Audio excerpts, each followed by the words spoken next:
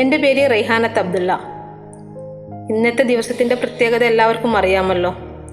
അതെ, ലോക ചരിത്രത്തെ തന്നെ മാറ്റിമറിച്ച ഒരു പിറവിയുടെ ഓർമ്മ പുതുക്കലാണ് ഡിസംബർ 25 ക്രിസ്മസ് ദിനം.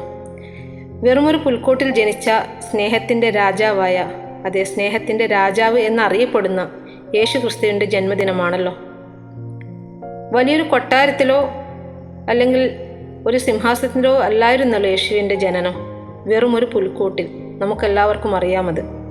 ഇതിൽ നമ്മൾ മനസ്സിലാക്കേണ്ട ഏറ്റവും വലിയ പാഠം എന്ന് പറയുന്നത്, മഹത്വം എന്നത് ആഡംബരത്തിലല്ല, മറിച്ച് മനുഷ്യ സ്നേഹത്തിലാണ്. സ്നേഹിക്കൂ, അതുപോലെ ക്ഷമിക്കൂ, പങ്കുവെക്കൂ എന്ന ഈ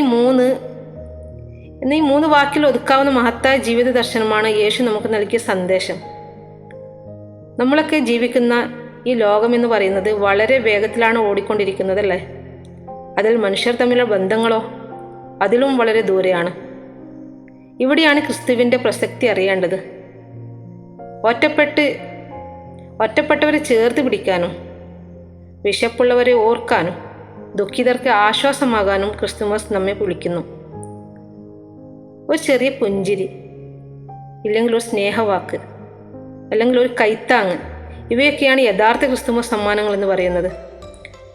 നമുക്കറിയാം, ക്രിസ്തുമസ് ദിനത്തിൽ ആഡംബരമായി ഒരു വലിയ കേക്ക് മുറിച്ചാൽ മാത്രം ക്രിസ്തുമസ് ആഘോഷമാവുന്നില്ല.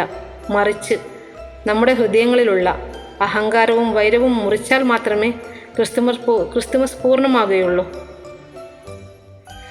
വേർതിരിവുകളും വിദ്വേഷവും നിറഞ്ഞ ഈ കാലത്ത് നമുക്കറിയാം, സമാധാനത്തിൻ്റെ സന്ദേശമായി നമുക്ക് മാറിയാലോ. അതെ, നമ്മൾ മാറണം. ഈ ക്രിസ്തുമസ് വീടുകളിൽ, നമ്മുടെ ഇന്നത്തെ ഈ ക്രിസ്തുമസ് വീടുകളിൽ മാത്രമല്ല, നമ്മുടെ ചിന്തകളിലും പ്രവർത്തനങ്ങളിലും യേശുവിൻ്റെ സ്നേഹം നിറയട്ടെ. അപ്പോൾ മാത്രമേ ക്രിസ്തുമസ് ഒരു ദിനാഘോഷമാവുകയുള്ളൂ.